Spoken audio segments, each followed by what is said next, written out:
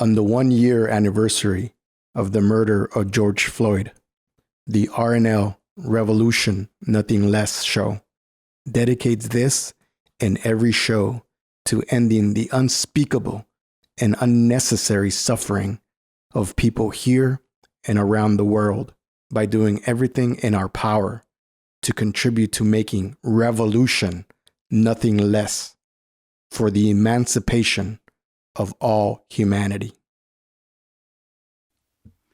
We do not need to live in this world where so much of humanity suffers so unnecessarily under this system of capitalism-imperialism that cannot exist without exploiting and degrading people, suffocating their humanity, and killing them without mercy. We can do much better. Don't listen to talk about how it can never happen. Look around you. What seemed impossible yesterday is happening right now. Revolution. Why should we settle for anything less?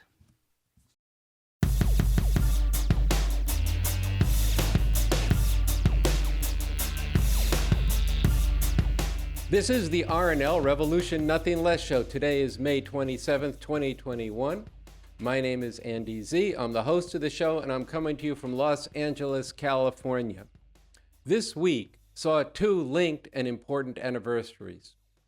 The 100th anniversary of the Tulsa Massacre, the single worst white racist riot in U.S. history, with 10,000 black people burned out of their homes in Tulsa, Oklahoma.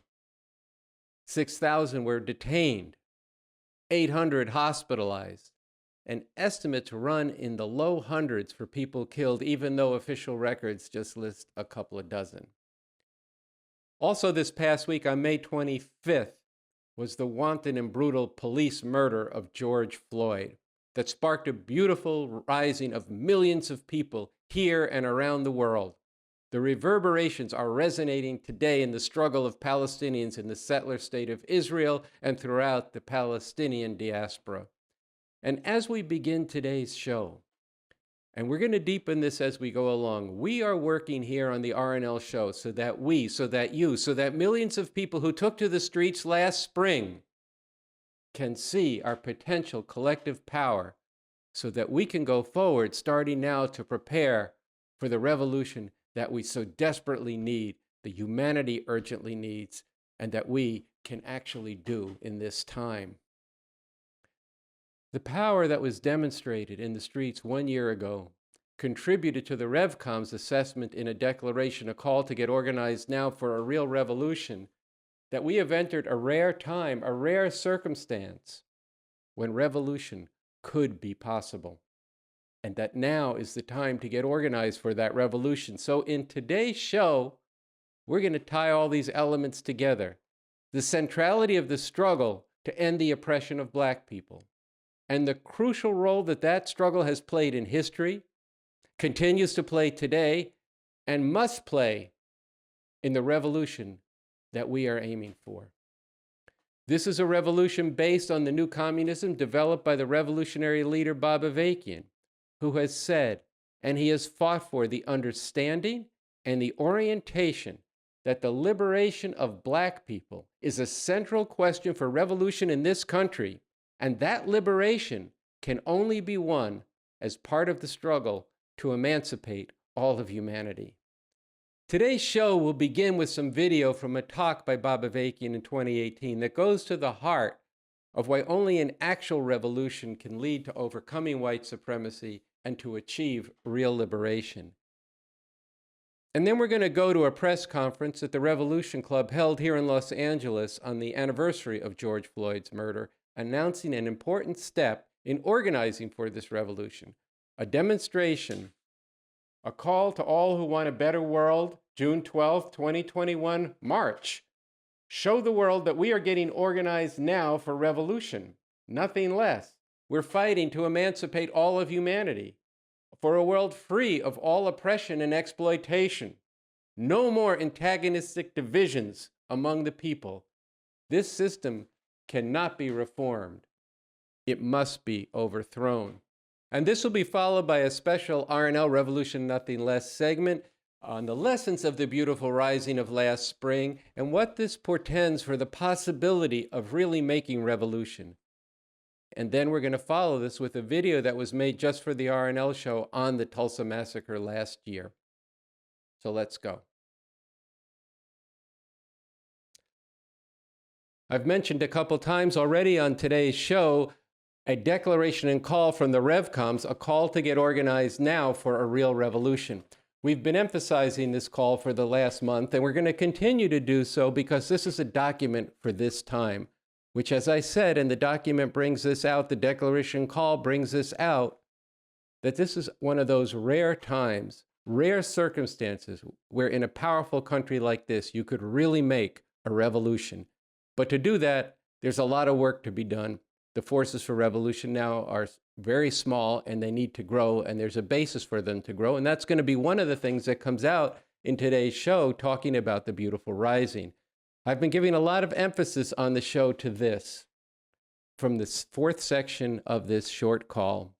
It says, organizing people into this revolution means reaching out to all sorts of people, not just where there are protests and rebellions against oppression and injustice, but everywhere throughout society, spreading the word about revolution and getting people together in real life and online to grapple with why an actual revolution is necessary, what such a revolution involves, and what kind of society this is aiming for.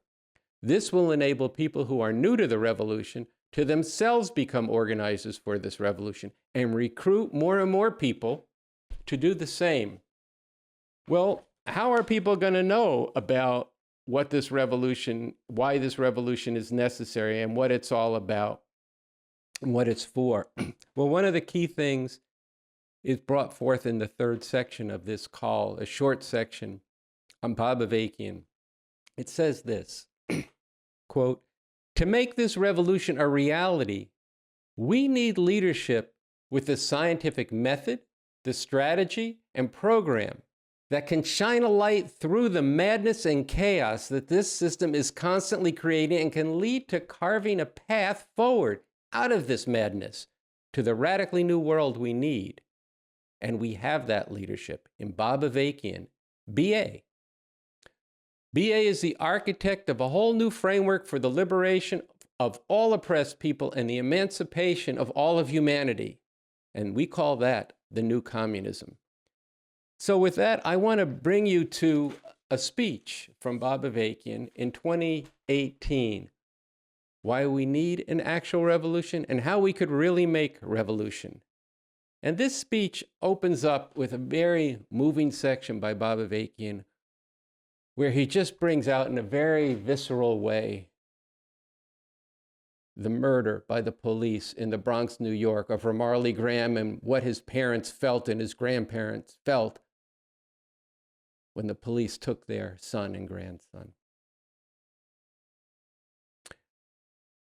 He goes on after this to name over a dozen people killed by the police, and he says he could go on, and he says, if this were the only thing wrong with this system, it would be more than enough reason to sweep it off the earth. But then he says, but this is only part of the intolerable outrages that are continually perpetrated by this system and that cause so much unnecessary suffering for the masses of humanity. So let's go back to why and what it will take to make all the outrages really stop. Why are Black people, Latinos, and Native Americans subjected to genocidal persecution, mass incarceration, police brutality, and murder? Why is there the patriarchal degradation, dehumanization, and subjugation of all women everywhere, and oppression based on gender or sexual orientation? Why are there wars of empire, armies of occupation, and crimes against humanity? Why is there the demonization, criminalization, and deportations of immigrants and the militarization of the border? Why is the environment of our planet being destroyed. These are what we call the 5 stops, deep and defining contradictions of this system, with all the destruction and suffering they cause, which must be protested and resisted in a powerful way, with a real determination to stop them, but which can only be finally ended by putting an end to this system itself.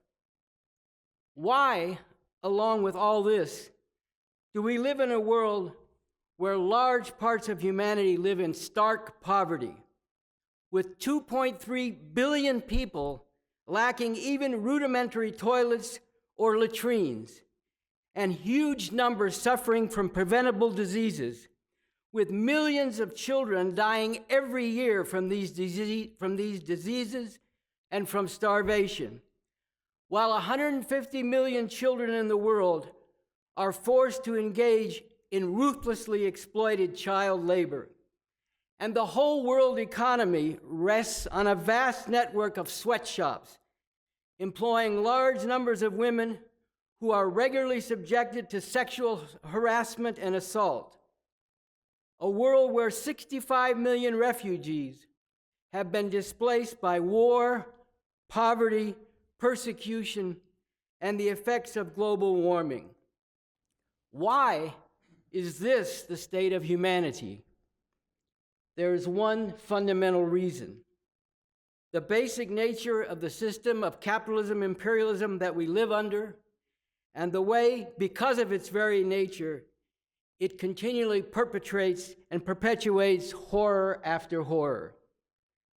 And in fundamental terms, we have 2 choices.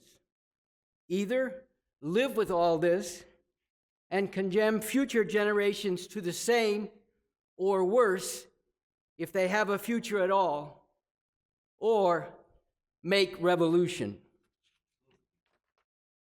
So these 5 stops that Bob Avakian just spoke of are 5 horrendous crimes of this system that have 2 characteristics that are very important. One, this system cannot reform them away. They are built into the fabric and workings of this system. And the second quality is that millions of people care very deeply about these very problems: the oppression of Black people, of women, the environment, the wars, the immigrants. This is part of the basis for revolution. So this declaration, a call to get organized for a real revolution, begins by saying, let's get down to basics. We need a revolution, nothing less. And then it has a preamble of an invitation. I want to play you a group reading we did here at the RNL Show. To everyone who can't stand this world the way it is, who is sick and tired of so many people being treated as less than human, who knows that the claim of liberty and justice for all is a cruel lie, who is righteously enraged that injustice and inequality go on and on and on, despite false promises and honeyed words from people in power or those seeking power. Everyone who agonizes about where things are headed and the fact that to be young now means being denied a decent future or any future at all. Everyone who has dreamed about something much better or even wondered whether that is possible. Everyone who hungers for a world without oppression, exploitation, poverty, and the destruction of the environment. Everyone who has a heart to fight for something that is truly worth fighting for. You need to be part of this revolution. This revolution is not just a good idea. It is actually possible. So that was from the beginning of a declaration, a call to get organized now for a real revolution. I want to go back to the film that we were watching before of Bob Avakian, and remember that he said, in speaking of these 5 stops, the following: and in fundamental terms, we have 2 choices. Either live with all this and condemn future generations to the same or worse, if they have a future at all, or make revolution. And then he goes on to speak about each of these 5 stops, each of these 5 unreformable crimes of this system. We're going to just talk about the first one on the oppression of Black people and people of color, because that ties into the whole theme and subject matter of today's show. The oppression of Black people and other people of color. This system in this country was founded in genocide and slavery. From the beginning, African Americans and Native Americans were treated as pariahs, a caste of people less than human and not deserving of the same rights and opportunities as the European settlers of the territory. White supremacy was poured into the foundation and into every institution of the country. The uniting of the United States was accomplished through the compromise written into the founding Constitution that institutionalized slavery. And for generations, slave labor produced a great part of the wealth of this country. As I said in Basics 1:1, there would be no United States as we now know it today without slavery.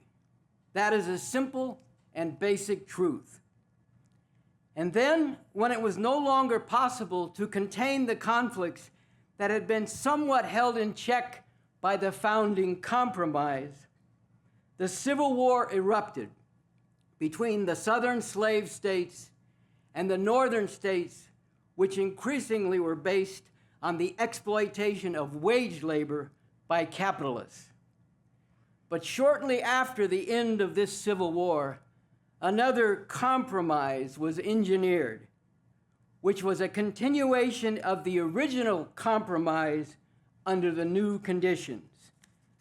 The country was put back together on the basis of reaffirming and reinforcing white supremacy, with the masses of Black people still overwhelmingly in the South, subjugated and terrorized into second-class citizen status, exploited in conditions of near slavery and sometimes still literal slavery by white plantation and other property owners.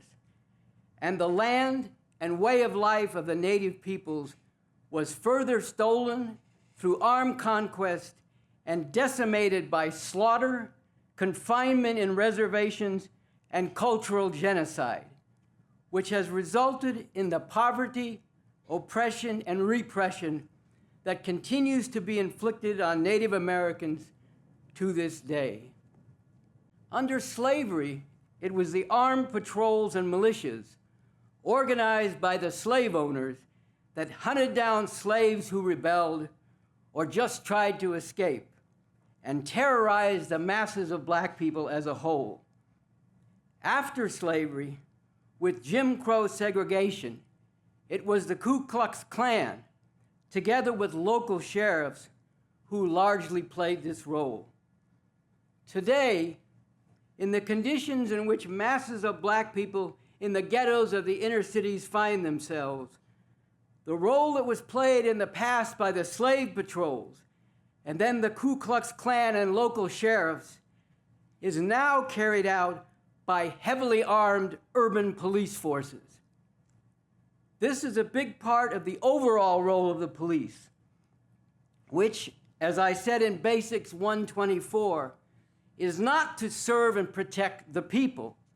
It is to serve and protect the system that rules over the people, to enforce the relations of exploitation and oppression, the conditions of poverty, misery, and degradation into which the system has cast people and is determined to keep people in. The law and order the police are about, with all their brutality and murder, is the law and order that enforces all this oppression and madness. In the days of slavery and then Jim Crow segregation after the Civil War, the oppressors viciously exploited and terrorized Black people, brutally murdering those they saw as posing a threat or not staying in their place. But they did not kill off or incarcerate a huge part of the black population because their labor was needed as a backbone and crucial source of profit for the cotton plantations and the overall economy in the South and the country as a whole. Today, with great numbers of black people concentrated in the inner cities, and with many factories and other capitalist enterprises having moved away from the urban cores, the police have killed thousands of black people in the last few decades, and they play a key part in forcibly maintaining masses of black people in a situation where, especially youth, robbed of any decent future under this system, are killing each other in the thousands, and millions are either incarcerated or in some other way under the control of the so-called justice system.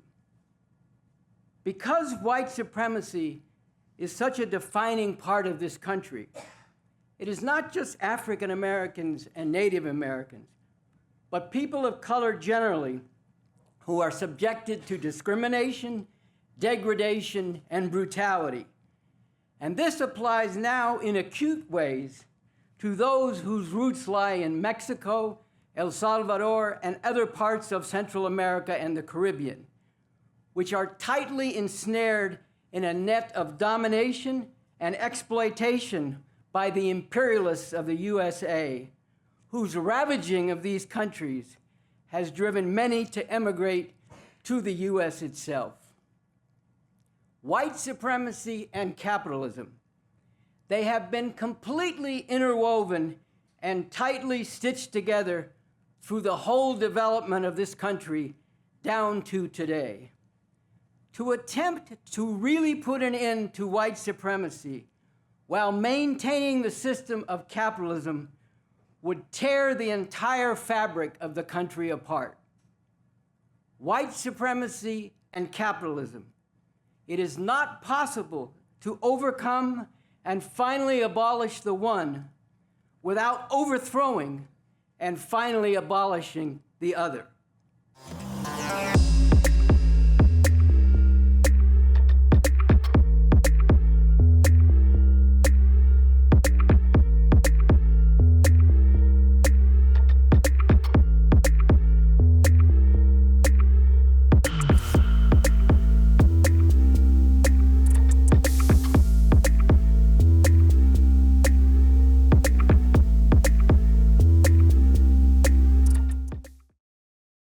A key part of getting organized for a real revolution is people standing together and standing up and representing for the revolution, impacting society, so that people ask, who are those people and what are they doing? And that provides a basis for people to find out about it and to get deeper into the revolution and become organizers for the revolution themselves. The Revcoms put out a call. It's a call to all who want a better world. June 12th, 2021, March. Show the world that we are getting organized now for revolution, nothing less. We are fighting to emancipate all of humanity, for a world free of all oppression and exploitation, for no more antagonistic divisions among the people. This system cannot be reformed, it must be overthrown. And the centerpiece of these Revcom demonstrations are going to be here in Los Angeles. And the Revolution Club in Los Angeles called for a press conference this week in South Central LA at a hated sheriff's station. But I wanted to let everybody know that there's going to be a support demonstration in New York City and other actions around the country. Go to revcom.us to find out where they are. So we're going to start at this press conference that took place at the sheriff's station in Los Angeles with Noche Diaz, a national spokesperson for the Revolution Club. June 12th, show the world we are getting organized now for revolution, nothing less. June 12th, we gather on Western and Imperial and get at 2 p.m. and get ready to march through this neighborhood and end up right here in front of this pigsty. June 12th, If you were sick watching that video of George Floyd having the life snuffed out of him, if you were sick watching the trial of the pig who killed George Floyd as other pigs around the country continue to murder and murder and murder, even as the verdict was announced, then you need to be there on June 12th. If you're sick and tired of the terror and brutality enforced by this system, you need to be there on June 12th and march with the Revcoms.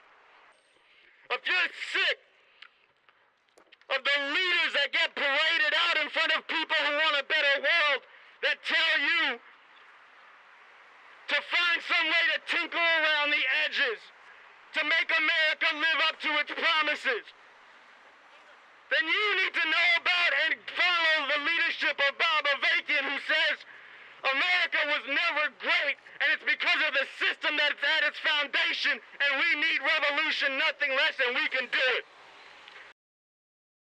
1 year since the murder of George Floyd. 1 year since the beautiful uprising that followed. How many more years will this go on? No more. Revolution, nothing less.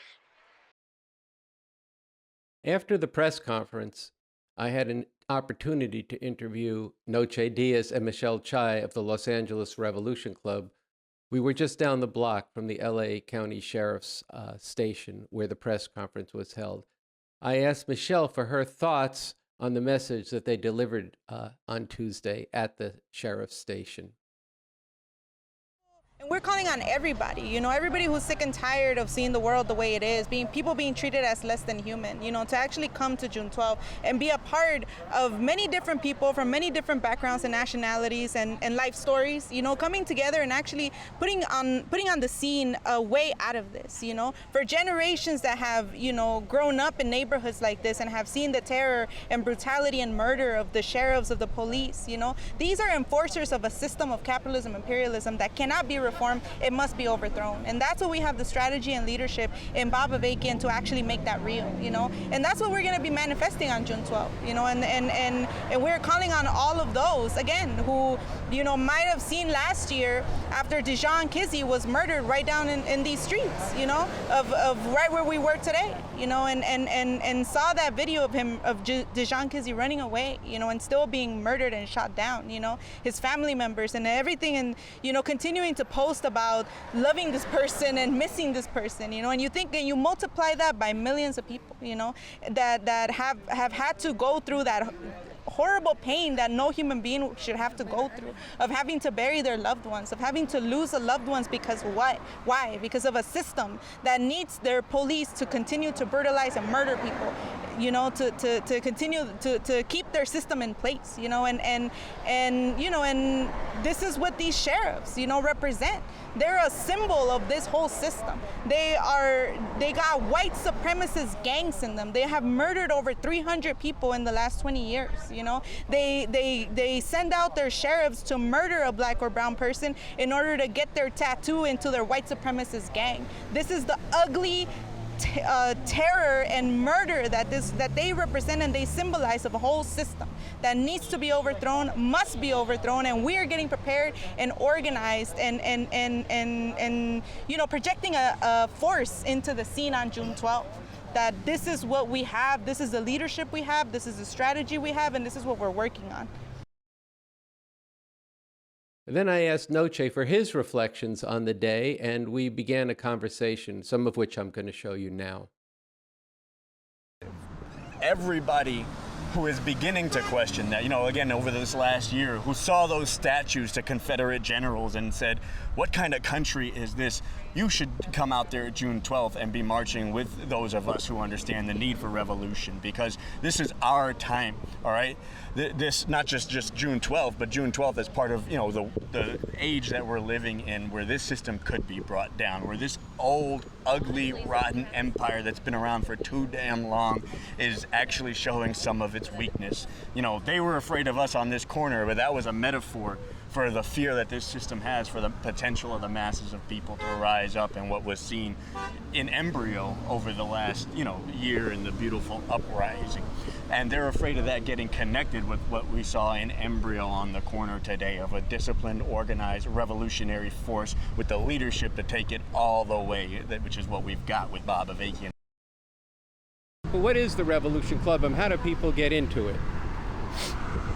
Well, the Revolution Club is an organization where people actually come and find out more about and learn about as they're actually going out into the world and really spreading this revolution, And one of the problems, as it says in the Declaration, in a call to get organized for revolution, is that not enough people know about this revolution, And spreading the word is an important part of that. And people that are coming into the Revolution Club are getting deeper into, the leadership of Bob Avakian, are actually going out and being a part of an organized force of in a planned way and systematic way, spreading the word about this revolution and the leadership that we do have, When I came into the Revolution Club, I was outraged around Trayvon Martin being murdered, That's all I had, just my anger. But I came to learn more that there actually was a way to actually end this, and that there was a whole history of how this system had been doing this to Black people for centuries, and that there was a way to actually end this, That's the part that grabbed me, and people can be coming into this with their outrage and desire to actually see this end. This is part of the thing with June 12th. We're getting together the forces for revolution and its supporters, because if we're going to make this revolution, we have to get organized, and we have to bring forward organized forces. And yes, people need to know about this revolution and its leadership if they're going to be able to do that. And that force has to be wielded to stand up to this system. We issued a declaration, a call to get organized for a real revolution now. And the declaration lays this out, like we're bringing people together and getting organized, but it's got to go somewhere, okay? This is, wielding people to oppose and fight back against the crimes and injustices of this system in order to weaken its hold over people and the way it gets people living and dying for nothing, or thinking and acting in ways that reinforce and keep the system going. We need to build up the forces that are fighting to bring this down, and who are getting organized for the time when we can not only stand up to this, but do that to build up the strength to bring it to end this system through an actual revolution, to overthrow it and replace it with a socialist republic in North America. So that was Michelle Xai of the LA Revolution Club and Noche Diaz of the National Revolution Club. Before we close this segment on the press conference that's building for the demonstration in Los Angeles that's going to culminate at this sheriff's station that you saw earlier on Saturday, June 12th, I just want to play just a tiny bit of video of the Revcoms going out and going door to door in a project nearby. Watch this. We are the Revcoms! We are the Revcoms! The mighty, mighty Revcoms! Hello, the Revolution Club is here. We're getting organized for a real revolution to overthrow the system. It has been 1 year since police murdered George Floyd. A year that has witnessed what we called at the time a beautiful rising. And it was. Nearly every voice in society has given their take on this. Joe Biden paid lip service to the victims of police murder while appealing once again to Republicans for unity and, quote, healing the soul of America. Corporations tweeted stuff. Meanwhile, artists and thinkers are agonizing over the continued carnage by police of Black people and other people of color, and the ongoing and relentless white supremacy that assaults Black people, immigrants, and others in every realm of their lives. Journalists and critics are pointing to the limitations of reforms without knowing exactly where to go or how to get there. People who took part in this beautiful rising are asking, where did the movement go? And don't know how to go forward to stand up for the very principles for which they braved tear gas and clubs and worse. And those at the very bottom of society, those who bear the brunt of police murder and terror the most, are experiencing and constantly telling us, Revcoms, over and over again, they are hunting us. They are hunting our children. What are we supposed to do? Big questions are posed. But the real lessons of this beautiful rising sparked by the murder of George Floyd are being hidden, distorted, and lied about. The people need to understand what they accomplished. No, murder by police has not ended, and this is a painful reality that we all need to confront. But this doesn't mean these protests didn't do any good. And it doesn't mean it's time to get more practical and settle for working for some petty reforms. And it certainly doesn't mean that nothing can be done to end all this.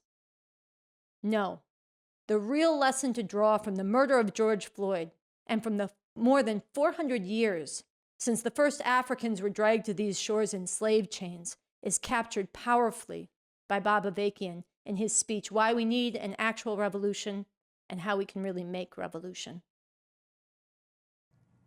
White supremacy and capitalism.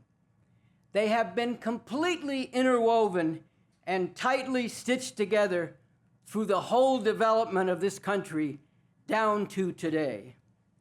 To attempt to really put an end to white supremacy while maintaining the system of capitalism would tear the entire fabric of the country apart. White supremacy and capitalism. It is not possible to overcome and finally abolish the one without overthrowing and finally abolishing the other. Abolishing this system means revolution, the overthrow of this system. And what these protests and this beautiful rising revealed was precisely the potential for this revolution. This is spoken to in a declaration, a call to get organized now for a real revolution that was recently issued by the Revcoms. After speaking about the potential revealed in the outpourings around the climate crisis, the outpourings of fury of women against their abuse and degradation, this declaration and call says the following about this rising. Last summer, when millions of us, of all races and genders, rose up all over this country in righteous rebellion in response to the vicious murders of George Floyd and Breonna Taylor by police, this powerfully demonstrated the potential for revolution. We were supported and joined by millions more and countries all around the world. And at the height of this, the whole country, the whole world was compelled to recognize and talk about the long and continuing chain of these racist murders and big questions about the whole history and nature of this country.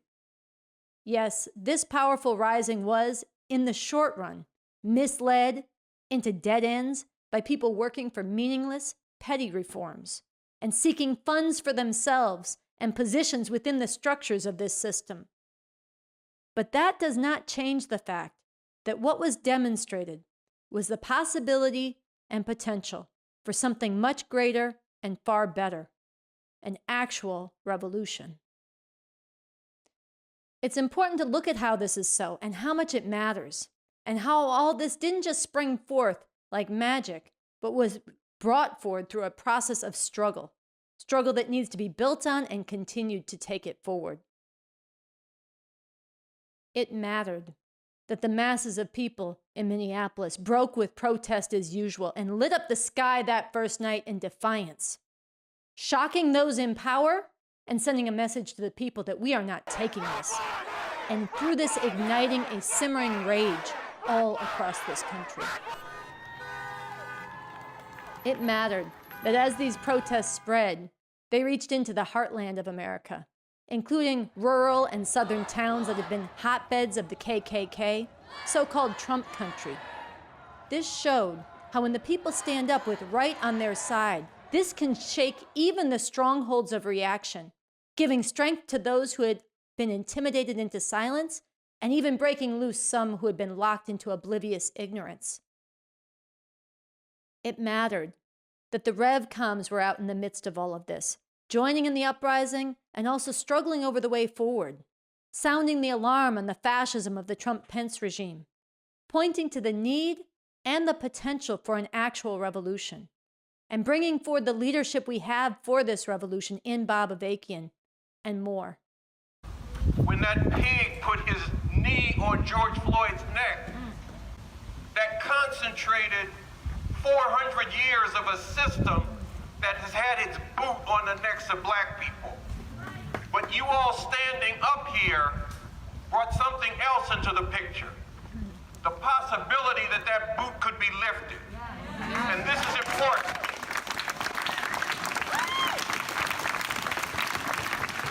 This movement has already put Trump in a fucking bunker. Let's drive him out the White House. And from there, go on to make revolution and get to a society where black people, brown people, people all over the world, people of different sexual orientations can actually live a life worthy of human beings. There is a leader, I'm telling you, sisters and brothers, you have not heard about him because they don't want you to know about him. But he came out of the 60s. He gave his heart to the people. He never gave up on revolution, and he went to work developing a strategy so we can bring this system down. He wrote a constitution for a new socialist republic in North America with a new economy, new culture, new laws, new education. This is Bob Avakian, and you need to find out about him if you want this to end. How do we get out of this mess? How do we get out of this mess? Revolution, nothing less! Revolution, nothing less! It mattered that as the rulers and other reactionaries pit black and brown people against each other, in some places leading to ugly violence among the people, that the Revcoms stepped into this and led in forging unity, including a march of hundreds here in Los Angeles for black and brown unity.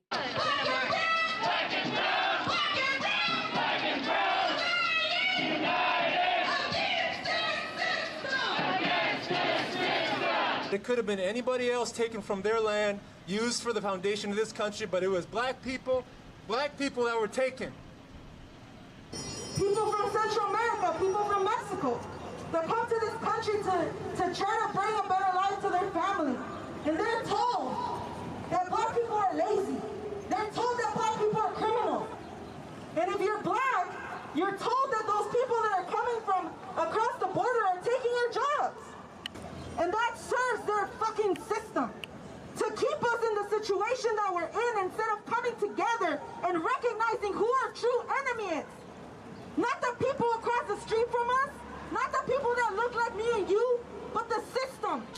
It's about uniting black and brown. From the hood, from the neighborhood, Crips, Bloods, essays. All of us united, fighting against the power, you know? And that immigrants locked in this country's torturous detention centers went on hunger strike to show their solidarity with the struggle for black lives. We are speaking from the Mesa Verde detention facility in Bakersfield, California. We are speaking out against the disregard of human lives. We are speaking out against the racist criminal and justice system.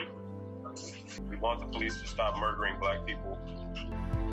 Leave time to the people. It mattered that statues paying tribute to slavery came down. And as each fell, it was like a scab being peeled off an oozing infection, with more and more people seeing just how deep the white supremacy goes, to the core and foundation and ongoing functioning of this country. It mattered that people lost their fear. Fine, come out, shoot me. I'm fucking white. I've never had to worry about that in my life. Black people have been afraid for so long. That when the police, the National Guard came at them with rubber bullets and tear gas and more, that the people came back stronger, with such courage and defiance that they drove that bloated bag of fascist feces, Donald Trump, to borrow a phrase from Bob Avakian, into a goddamn bunker. Guess who's hiding in the basement? It's that coward, the bunker boy.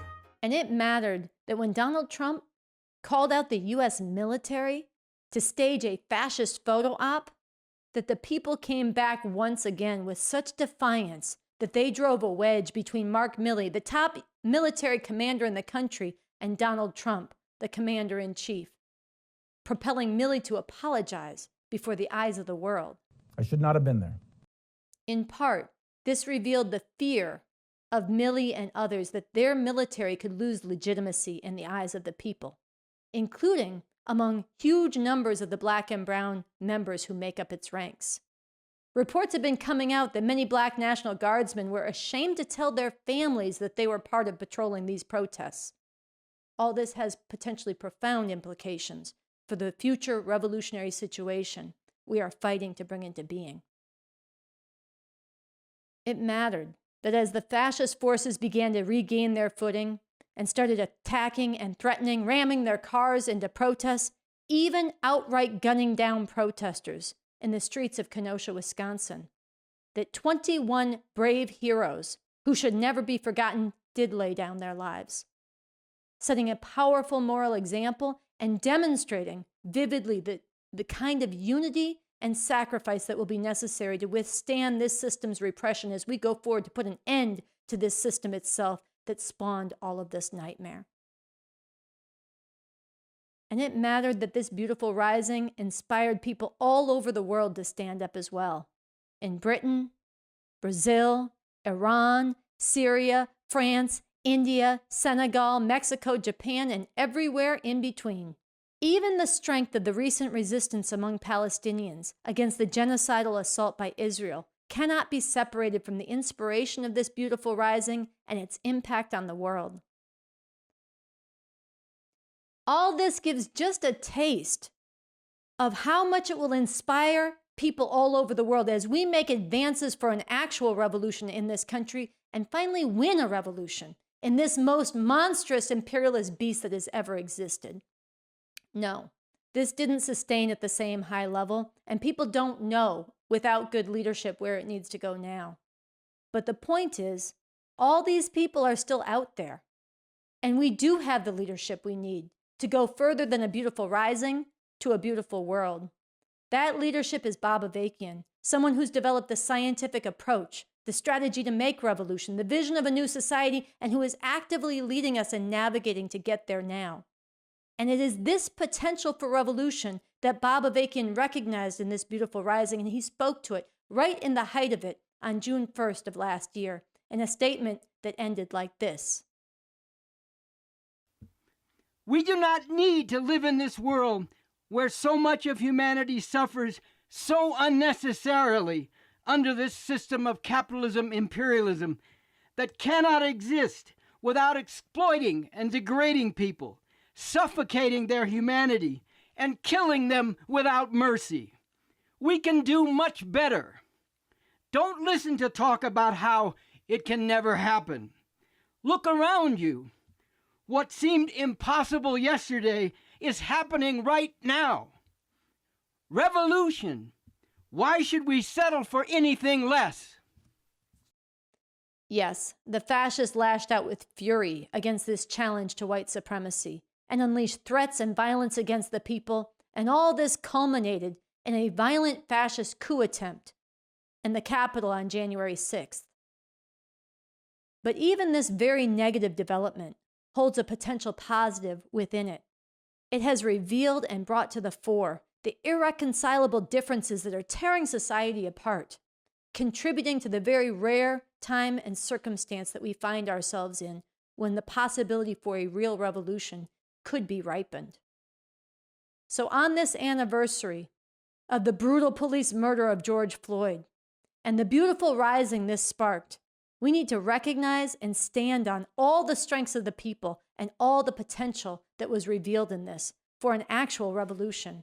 And we need to go to work with the leadership we have in Bob Avakian and the strategy and direction that is laid out in this declaration to transform this potential into a force that is hastening and preparing to bring this system down. The final segment of today's show commemorates the 100th anniversary of the Tulsa Massacre, the worst white race riot in the history of this country. Last year, at the 99th anniversary, we were featured a film that was made by the filmmaker David Zeiger as part of our American Crime series. And the American Crime case number 12 is titled The 1921 Tulsa Massacre and the Destruction of Black Wall Street. Before we go to this segment, which will close out our show, I want to make an announcement that on Tuesday, June 1st, at Revolution Books in New York City in Harlem on Malcolm X Boulevard, Carl Dix is going to be having a talk on 100 years since the Tulsa Massacre, These racist horrors must end. Get organized now for a real revolution. And that's going to be at 7 p.m. in New York City, and it'll be live streamed, so you can figure out the time wherever you are in the country or the world, for that matter. So this American crime film that David Zeiger made for Revolution Nothing Less is going to close our show. And speaking for myself and Sunsara Taylor and the entire crew at Revolution Nothing Less, thank you for watching, and we'll see you next week. Okay, here's a pop quiz. What was the site of the biggest race riot in the history of this country?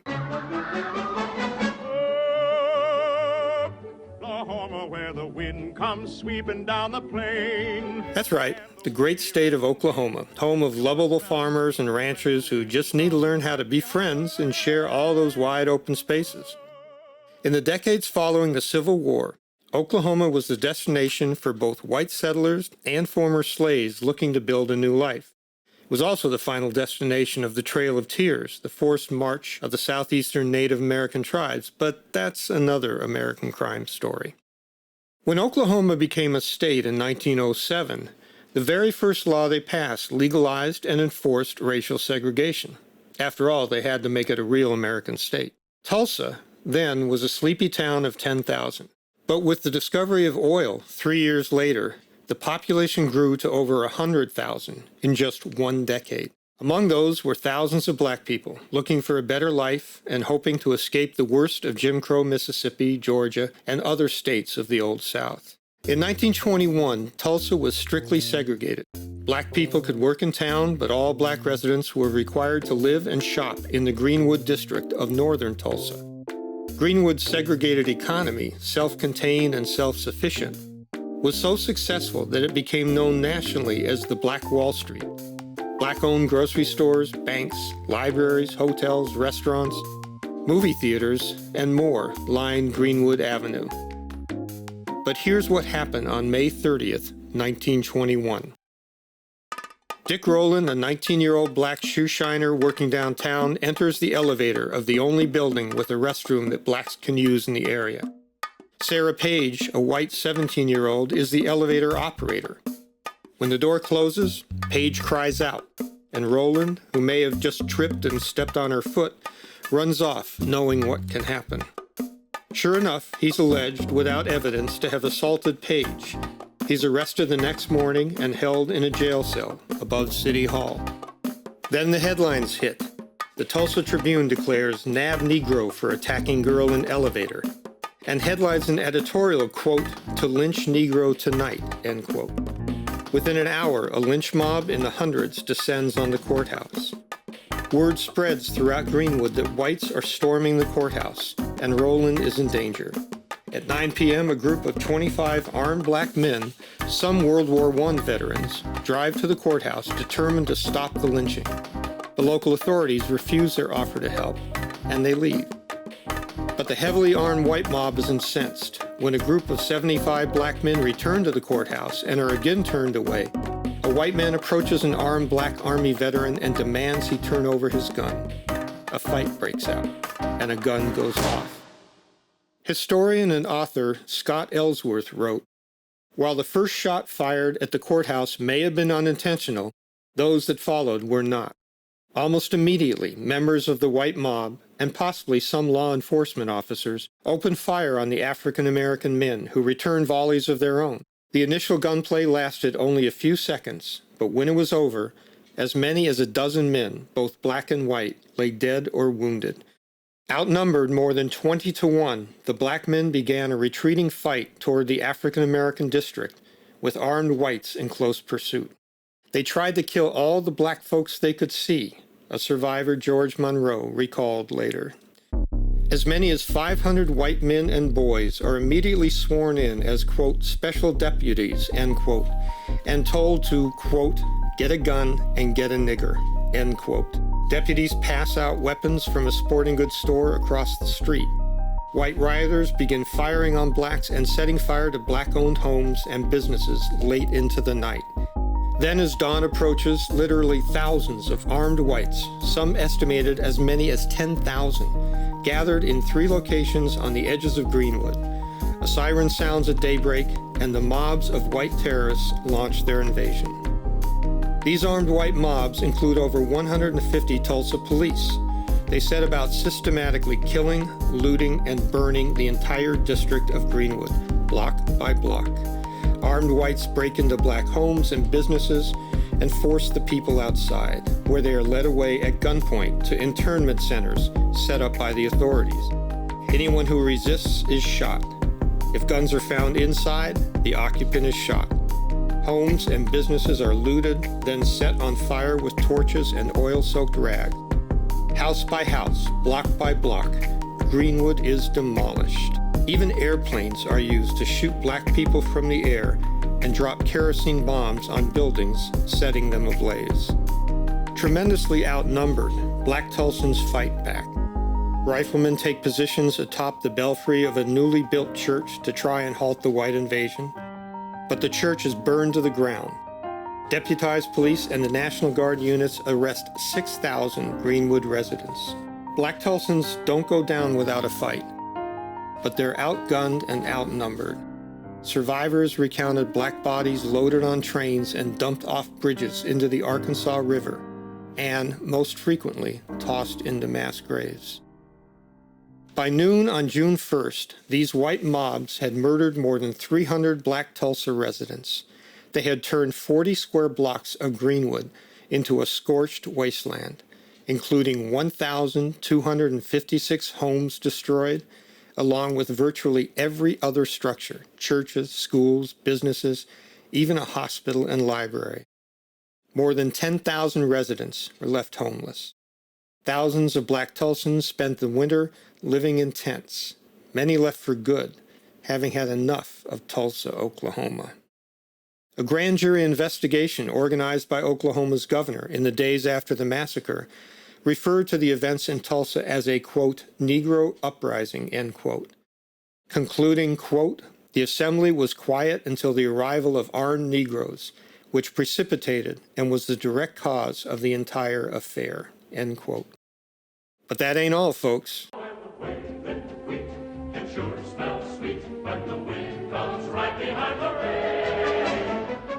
The Tulsa race riot was erased from the state and country's history for 76 years.